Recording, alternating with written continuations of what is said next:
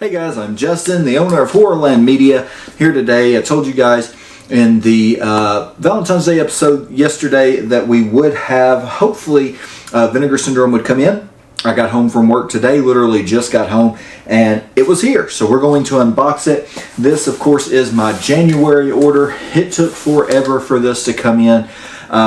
Since they closed their warehouse, I've had two. They closed one. It's taken forever for me to get my stuff. It just is what it is. I complain about it, but I honestly try not to be too upset because, let's be honest, I haven't even watched everything that I got from the December haul yet. So I really try not to complain too much about it. On the flip side, when you order this on January the 1st, and here it is, I don't even know today's date, February the 12th, I guess at this point. It is kind of like, what the heck, where's my stuff? So, do have some paper in there in the front. Some of this stuff is for conventions. Not all of it, but there is some that is for conventions. And it looks like 99, looks like most of this bag was. So the first one here, The Laughing Dead.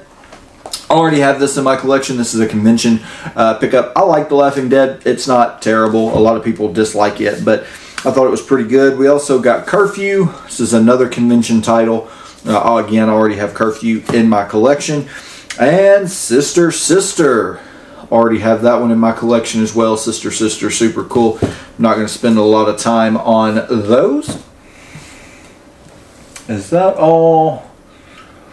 That looks like that may be all for conventions, hopefully. So, let's get into the other stuff that I got here. So, first up, we did get Feed Me.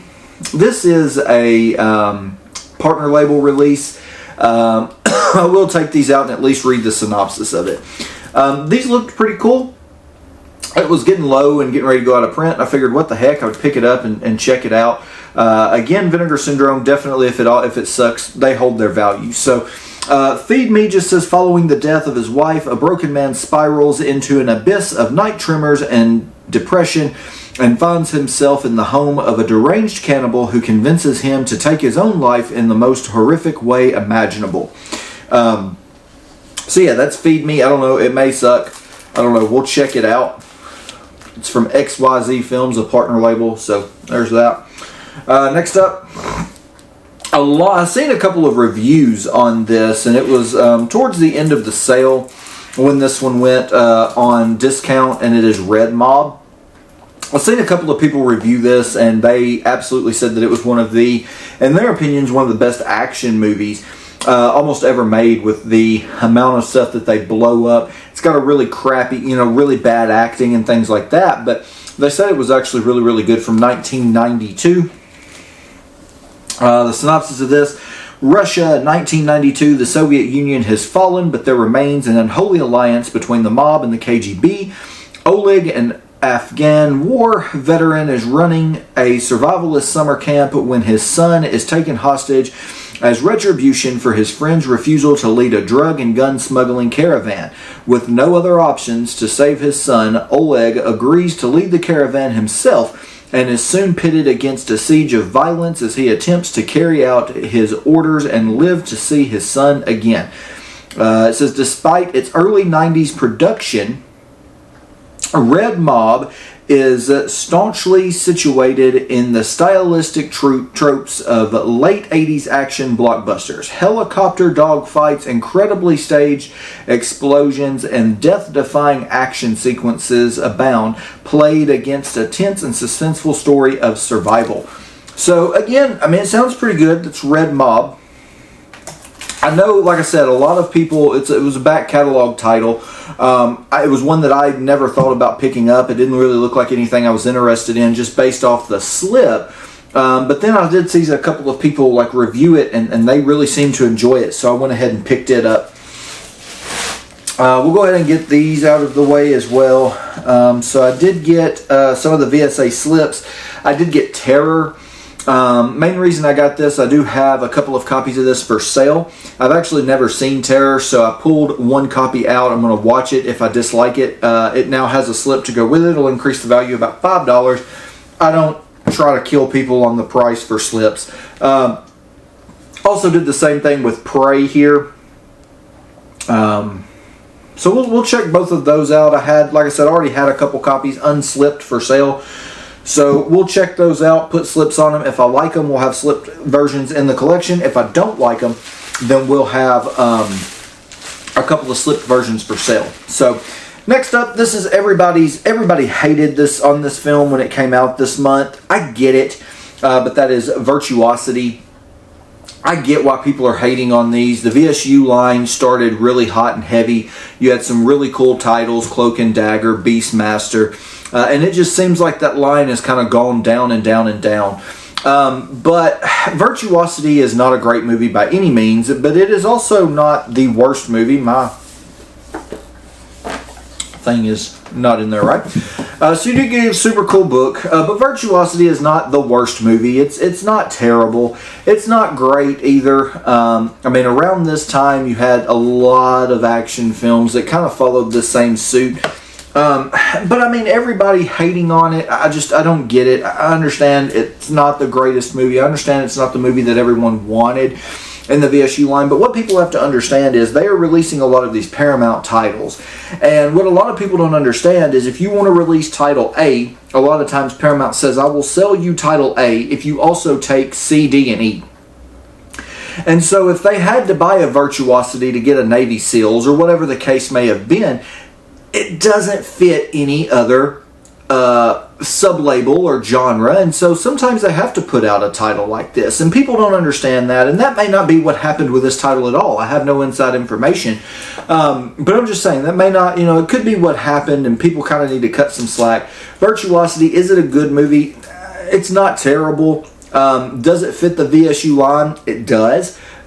Is it one that everyone hated and didn't care for? It is, but I mean, still, if you collect the VSU line, it's still a worthy title to have in that line. So let's read the synopsis of this one. It says, and this is small, so very small print. The near future, a virtual reality company is completing the development of a highly sophisticated training simulator designed to give police a taste of how to handle the dangers that might encounter in the field while tracking and apprehending criminals. In order to protect the state-of-the-art technology, prisoners are selected based on their skills and toughness and forced to serve as test subjects. Amongst the chosen inmates is Parker Barnes, an ex-cop serving time for circumventing the law and taking justice into his own hands. When one of the software's most lethal virtual criminals, Sid 6.7, an amalgamation of vicious sadists and serial killers throughout history, figures out how to jump from the computer world to the real world through the use of nanotechnology. The company behind the program quickly attempts to cover up their malfeasance as Sid 6.7 runs amok in the streets of LA, leaving a trail of bloody violence in his wake. The police reluctantly admit that they are powerless to stop him. Their final hope is to enlist the help of Barnes, the only man to defeat Sid 6.7 in the virtual world, in order to put an end to the flesh and blood reign of terror before any more innocent lives are taken. So this is from 1995. I'm not 100% sure when Demolition Man was released, but it sounds a lot like Demolition Man. But this one does have, I believe it's Denzel Washington and Russell Crowe. So, I mean, yeah, another one that, again, I understand why people are kind of upset about it. We see where the VSU line kind of came from, and we see kind of where it's gone. I understand that this is not a stellar title that everyone wants, but I also don't think that it is like the worst title ever announced. I mean, if you're upset about Virtuosity, I feel like people should have been just as upset about what is the title? Showgirls. I feel like they should have been just as upset about that, because, I mean, Showgirls is another title that you can find at pawn shops relatively cheap. That was everyone's thing. Oh, Virtuosity is a $5 Blu-ray all day, every day. I mean, so was Showgirls, and people ate that up and it went out of print. And it's, I mean, that, in my opinion, is more horror than Showgirls. So, it just is what it is. So, next up here, go ahead and do this one. In all honesty, I cannot lie, I don't remember why I got this one. I really truly don't. But it's The House Where Death Lives. Honestly, I really truly don't remember why I got this one. It was on sale. I know what it was. It was cheap enough, and I had to have something else to get one of these other slips, because in order to get the slips, they only let you do one slip per purchase. So I had to check out twice. There was nothing else on that day, and these sometimes go out of print just like that. So I wanted to make sure that I got it. So that is why I ordered this. That is why. So this is also under the name Delusion. It says, spend a night in the most terrifying place on earth, your imagination. So it looks like this is from 1981. I've never seen it either. It says, Meredith Stone, a home care nurse, has been assigned the duty of looking after a wealthy invalid named Ivar Langrock. Cooped up in Langrock's estate country mansion, Meredith quickly suspects that someone sinister is lurking in the manor's dark halls, only to discover that Ivar's demented and violent son has been locked away in a hidden room. Shortly thereafter, Ivar's grandson, Gabriel, also moves into the house, and with his arrival, a mysterious killer soon begins murdering members of the Langrock family along with their live-in staff. An unjustly obscure early slasher made while the genre was still discovering and establishing its key tropes, The House Where Death Lives offers a twisted murder mystery which bridges the more nuanced and character-driven thrillers of the 70s with the stalk and slash structure of the early 80s. So sounds pretty good, actually. I do feel like I remember watching a trailer for this one down in the media room down here one day while I was editing on some stuff. I think I stopped and actually watched the trailer for it, and it looked pretty good. So I'm excited to check that one out. We'll see. Do this other back catalog one here. They Call Me Macho Woman. This one looks like complete and utter sleaze. Not sleaze. Complete and utter cheese.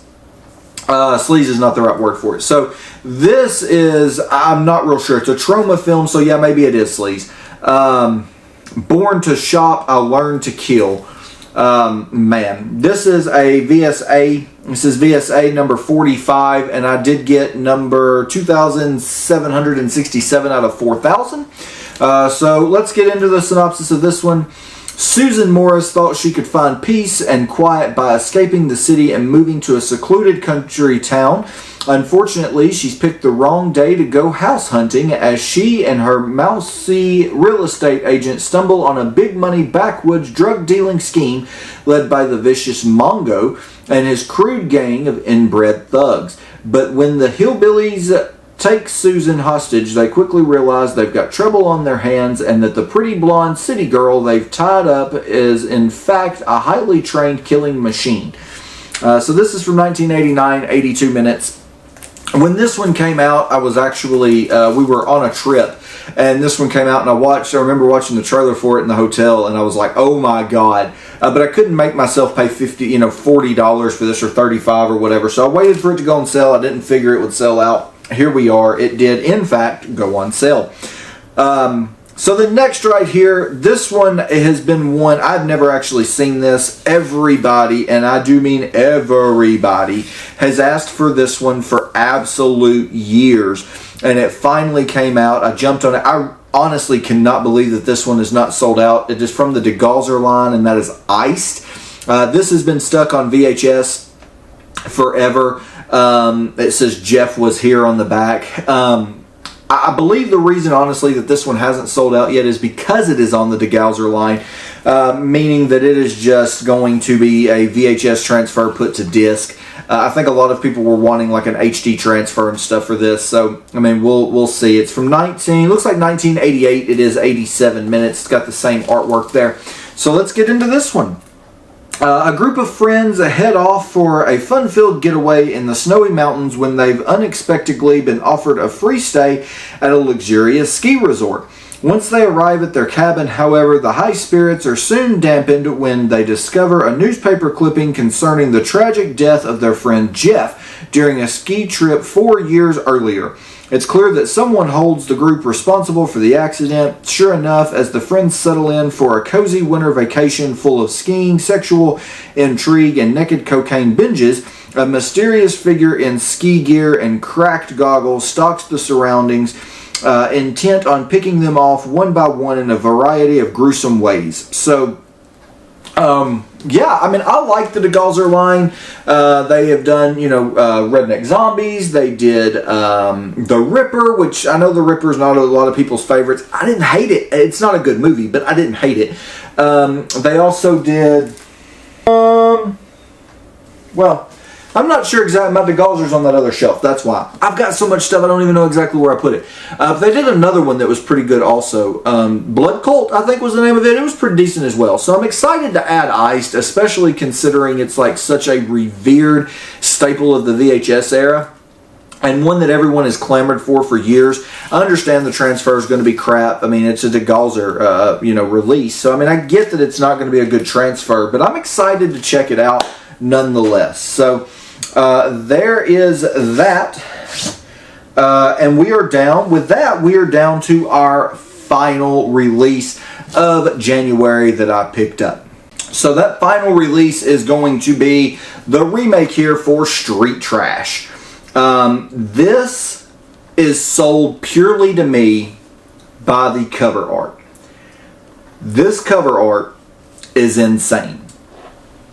I know a lot of people have already been able to see this and review it because it was kind of stuck in development hell for a little bit. I think it's actually been done for a little bit. This is a Ryan Kruger thing on the front there. It does, and it's kind of a, making fun of itself there. So, super, super, super excited. I love all the neon colors on this. It really fits, really works. I know that this is a remake, but it's not a direct remake. They do change some things about it. I know that this is like based off a drug called V and not the alcohol called Viper. So let's get into the synopsis of this one. This is, of course, from 2024, and it is 85 minutes. This is just a Blu-ray.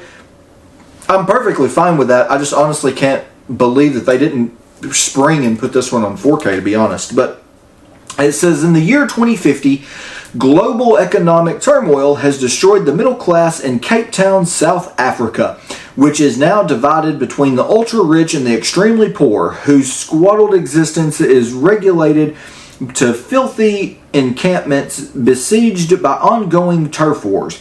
Newcomer Alex, who's on the run from local crime boss the Rat King, is rescued by longtime street dweller Ronald and given refuge at his compound, inhabited by a ragtag group of colorful characters.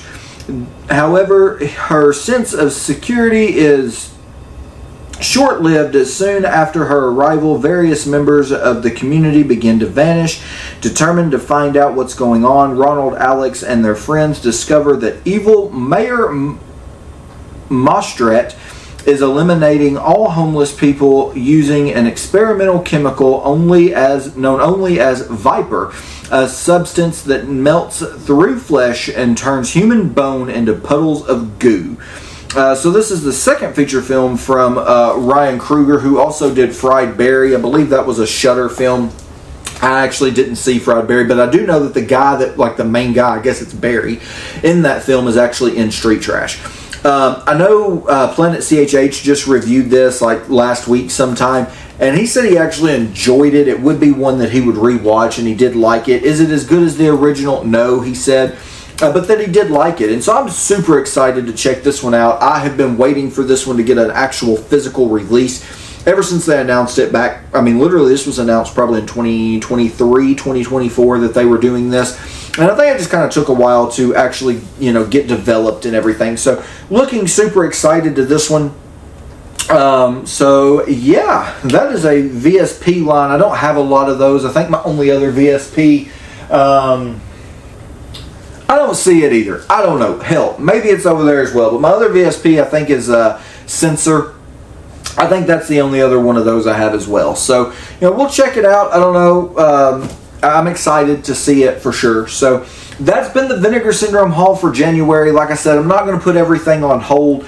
If these come in a timely manner, they will just be put in as part of the collection update at the beginning of the month. If they don't, everybody likes Vinegar Syndrome, or at least seems to, so they will get an unboxing all their own if they don't manage to make it in on time. So that, like I said, has been the update. Let's get into some other stuff, though, just real super quick before we cut out on today's video. Last week on Welcome to Horrorland, I said that with the completion of Twisted Gables, we would be getting back to the review series. I sat down here one day after work and I knocked out like 3 or 4 reviews. I knocked out Rumpelstiltskin. I knocked out a lot of different stuff. And I'm going to be 100% honest with you guys. Reviews are just not my thing. I enjoy when people tell me, hey, I want to see A Nightmare Before Christmas. I want that reviewed. Could you do that? Which, thank you, Josh, for doing that. But when we don't have fan interaction on the reviews, I do not have the time to work all day, come home, and review whatever I may have had time to watch. And right now, at this point, that's basically what I'm having to do, is review everything that we watch just in order to have enough videos to make it through the week. And I mean, I watch a lot of really bad stuff, and I don't always want to review the bad. I want to review the good, the stuff that I'm putting into my collection. And so it is with a heavy heart, I have to say, that we will be disbanding the Horrorland Reviews series. I just don't have time to do it anymore, between, working and editing these videos and the long form videos and mine and Dan's wrestling podcast. I just don't have the time to do the reviews anymore. And so if you guys have something that comes out that you guys want to see reviewed, by all means, I will for sure do that. That's not an issue at all. But as far as just reviewing things to review them, to have content on the channel, I'm not going to do that. There's 1,000,001 people out there. There's Planet CHH, Dead Pit's doing reviews. Tommy Starr is doing some, not really reviews, but he's talking about videos as he unboxes them in his monthly at hauls as well. There's Mid-Level Media who's doing the same thing. They're doing things much better. They are giving all the grimy details. They're giving the aspect ratios and the HDR, and they're giving all those details. I don't do all that. I don't know enough about all that stuff to go giving an opinion or forming an opinion on that. I just want to give my opinion of whether the movie's good or not. And so with all that, like I said, Horrorland Reviews, we won't be doing any more of those unless you guys have something you want to see. Again, if you do, drop those in the comments. We'll do those. But with the passing on of that series, we will be birthing a new series, so to speak, and that will be mine and Lee's To Collect or Not to Collect. To keep or not to keep. It's a working title. We don't know exactly what we're going to call it just yet, but it'll be something along those lines, where we sit down every 2 weeks or so, every week, every 2 weeks, something about like that, and we go over everything that we've had the opportunity and the chance to watch. Whether it be things that I've watched alone or things that Lee has sat down and watched with me, we will be going over that stuff, and we will be saying, this is going into the collection, this is not going into the collection. And we will be kind of giving a first-hand look at that stuff, just in order, to kind of show you guys that we are truly watching, what we buy. And, we are, what we'll be keeping, what we won't be keeping. And I know a lot of people kind of do that. But again, without the review series, I still want to talk about these movies. I still want you guys to know that I enjoyed Street Trash, and I want you guys to own it in your collection. I still want to do videos like that. But as far as like having to film 4 and 5 reviews and edit 4 or 5 reviews at a time, I just don't have time to do that. But if we do it, make it kind of a long form video, I have time to do that. That we can make that work. And like I said, it's not going to be every week. It's it's going to be every probably 2 weeks. So that is the new series. So be on the lookout for that. That should be coming here relatively soon, because we've actually got a pretty good stack of stuff that we've watched. So that review series will probably be coming pretty shortly, and we'll figure kind of that out. But like I said, I did want to give that update on today's episode. I know we're going back and forth a lot, kind of a lot of wishy-washiness here on the channel. But guys, it's been a hell of a couple of months, between filming, Twisted Gables and editing it all within basically 2 months. Not only we filmed in November, right before Thanksgiving. I took Thanksgiving and Christmas off, and here it is, February. And I've edited an entire movie on top of all of the podcasts that we've done, on top of all of the reviews. on top of working a full 40-hour-a-week job, on top of kids and family things and home things just in general. So again, we're trying to kind of paint that picture of why we're not doing the review series. But it's been a busy couple of months, and man, as we get into convention season, it's only going to get busier. So again, as we get busier, some things have kind of got to be pushed off. That review series is what it's going to be. But again, we will birth the new series here in a week or so, whenever we get time to film that. And like I said, it's a working title, to keep, not to keep. We'll do something like that. That'll be me and Lee both, where we sit down, we go over what we've had the opportunity to watch. So definitely hope that you guys look forward and look out for that video. We just mentioned conventions, so let's segue into that really super quick. We are running out of time. Next week's video is a pre-taped video, because by the time next week rolls around, we will be in Atlanta. So that is February the 21st through the 23rd. We will be at the Cortland Grand Hotel for Days of the Dead. That looks to be a pretty decent show. So by all means, come check us out, buy you some tickets. Those are available online now. We turn around the very next weekend, which is March the 1st and the 2nd. And we will be in Evansville, Indiana for the Evansville Horror Con. So come out, check us out there. That'll be a first-time show for us, so we want to make sure that it's a good one. I think that they are still pre-selling tickets on now. I think the early bird pricing is over, but they are still pre-selling tickets on their website. If you wait until March 1st and 2nd and buy them the day of at the door, they are a cash-only convention. We will, hopefully, as long as we can hook to some kind of Wi-Fi or something, we will be taking cards. But the venue itself, the people who are putting on the convention, they are cash only the day of the show in order to get general admission tickets. So just be aware of that. We take a little bit of a break. We come back for Easter weekend. That is April the 18th, 19th, and 20th with the Nashville Full Moon Tattoo and Horror Convention. Again, shaping up to be a great one. They've got a ton of Terrifier cast, and if you're not into Terrifier, they do have other people there as well. And I don't think that they're done announcing guests. I could be wrong on that, but I don't think they're done yet. So definitely, I love that convention. One of my favorites. We've got 2 booths this year, so it's going to be a great time. Come out, check us out for that one. We turn around, I believe it's July the 11th through the 12th. I think it's July 11th and 12th, or maybe it's the 12th and 13th. I don't know. I don't have a phone, guys. I always forget it. I'm always scared it's going to ring or something while I'm shooting a video, but I believe it's either the 11th and 12th or the 12th and 13th. I'm almost positive. That is going to be the Nashville Horror Convention in Lebanon, Tennessee. So come check us out there. They've already got a great guest list as well. They announced Heather Langenkamp, which is a huge get for them. And then, of course, we do have Flashback Weekend and Scarefest as we get on over to the end of the year. I'm not going to spend too much time on those just yet. We'll do more on all 3 of those last 3 conventions I just mentioned as we get closer to time. But guys, this has been my Vinegar Syndrome January of 2025 haul. I hope that you guys have enjoyed it. Drop those comments down below. Did you pick any of this stuff up? Have you had the opportunity to watch it? Did you like it? Did you not? What's the deal with it? Drop those comments down below. Make sure that you thumbs up the video and subscribe to the channel. It helps us out tremendously. It lets us know that we're not just talking into a camera for nothing. It lets us know that you guys at least halfway enjoy what we're doing. And as always, follow us on all those social medias down below. Again, we do have Mothershucker available on our website. At the time of filming this, I still do not have those discs in hand for Twisted Gables. They are on their way, so hopefully shortly we will have those. The moment that I have those will go up for sale as well on the website. So make sure that you guys check us out. Make sure that you head to the website right here and check out those titles. Grab you some t-shirts. Catch us at any of those conventions. We'll have both titles available there as well. We're just going to have a good old time, guys. This year, 2025, go big or go home. This is my big year for conventions. We're going bigger on every booth that we've gotten. We're going to have more space. We're going to have more stock. We're going to try it. We're going to see what happens.